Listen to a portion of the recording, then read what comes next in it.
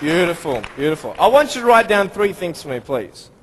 I want you to, first of all, write down the word perspective. Perspective. And the word after that, I want you to write underneath it, vision.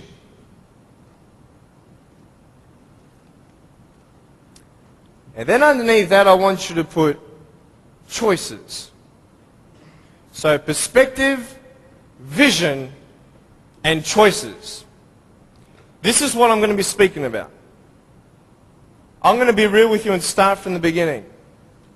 I was born in a blessed country. I was born to parents with the support I needed. You see, when I was born, it was such a tragedy. It was such a great shock to everybody. We had ultrasounds done when Mum was pregnant with me. I was her firstborn. And my mum made sure that we had the best doctors in Melbourne. My mum was a nurse and delivered hundreds of babies before I was born. She knew exactly what to do and what not to do in her first pregnancy. Yet, having all these precautions, this happened. And anybody who saw me and saw my parents automatically thought that, hey, this is a bad thing. And I mean, for anyone to say that would be a good thing, that is not sane. That would be insane. To say that, hey, congratulations, your baby's born without arms and legs. It was such just a pause in their life where they couldn't breathe. They couldn't fathom. What kind of life is their firstborn son going to live? Without arms and legs, he can't even feed himself. He can't even dress himself. Doctor said I would never be able to stand up, let alone jump around. You know, I'm so thankful that they knew nothing until I was born. Because imagine if my parents did know, and they would have what? The option of abortion. And the majority of the doctors, I believe, would encourage such an act. Why? Because what we see in this child's life is not going to be a good quality lifestyle for you and your child. And the wisest thing you could do is abort. Well, hey, who knew? Who knew that I would become a 23-year-old professional motivational speaker, speaking to 1 million people all around the world, starting schools in third world countries, building hospitals in the future and orphanages and all that stuff. We sponsor 43 kids who don't have food, fresh water and all that sort of stuff. And that's just the beginning. I'm a real estate investor. I'm a stock market investor. I love options trading. That's becoming one of my professions. I love real estate investing. I love the fact that we can make money doing real estate developing. Make our money, make more money. I love that fact. I love the fact, though, above all, that I can give the world something that others cannot.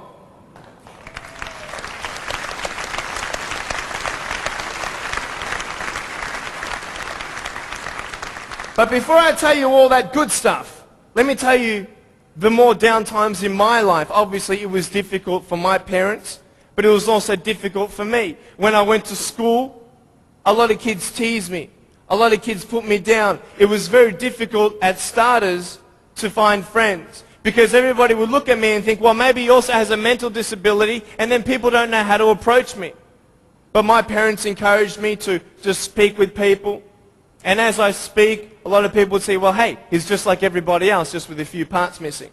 You know, I'm just like you. I've just gone out on the limb a couple more times than you have for my friends. But it's all good. But it was very difficult at times, and I had no one to tell me that everything's going to be okay the way I wanted it said.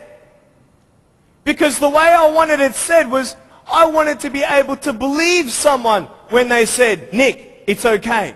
Everything's going to be okay. The problem is, if anyone did say that, even my parents at times, I would say, how do you know?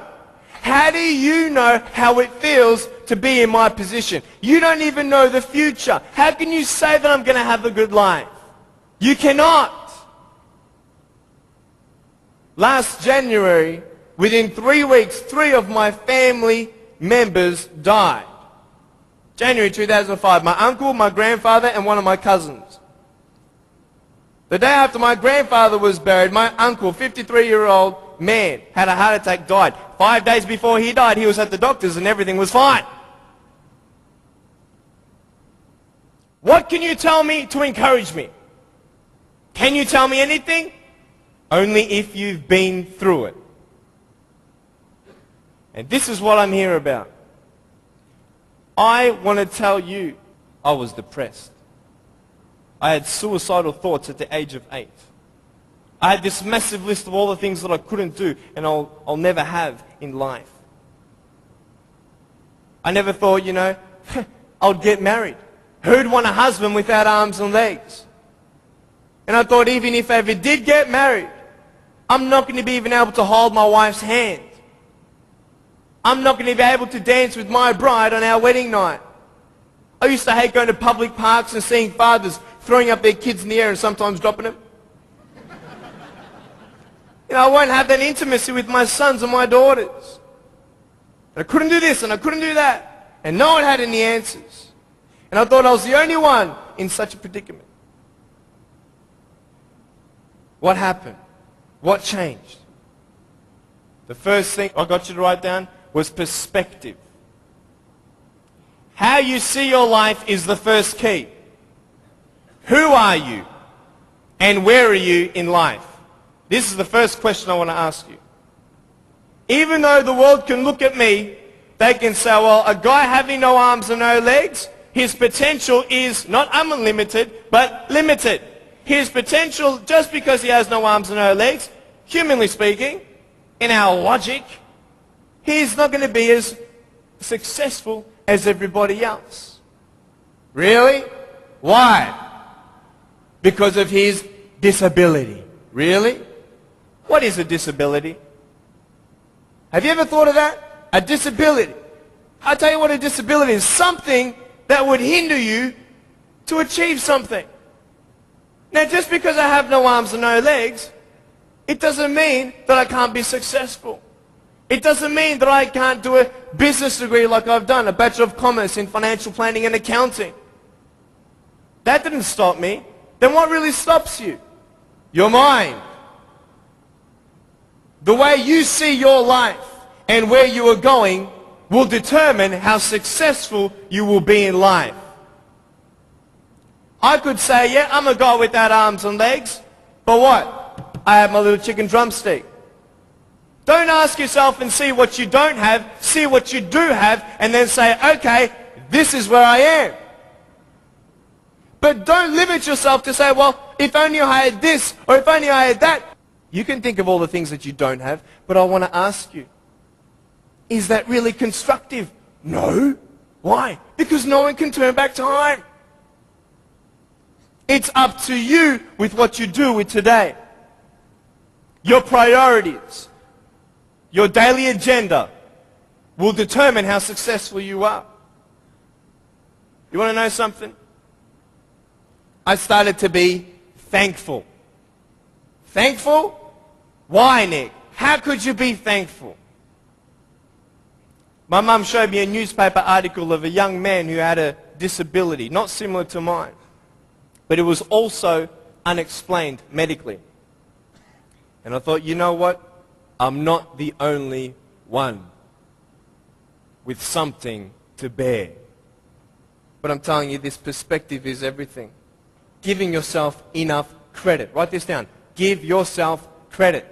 Even if the whole world told me that, Nick, you have no arms and no legs, you're not good enough, you're not going to reach your fullest potential, and even if you do, it's not going to be compared to anybody else's potential because you have no arms and no legs. Even if the whole world has that discouragement on you or their view on you, you don't have to believe them. You get it? You don't have to believe others' opinions. Because it's just an opinion. If a doctor comes to you and says, hey, I'm sorry, you've got cancer. What are you going to do? Get a second opinion. Right? Why? Because you want to make sure that he's right. You want to know exactly how much you have to live and what's going on. Well, why not get a second opinion when people put you down? Why not get a second opinion when your family thinks you're dreaming? Tell him he's dreaming. He's dreaming.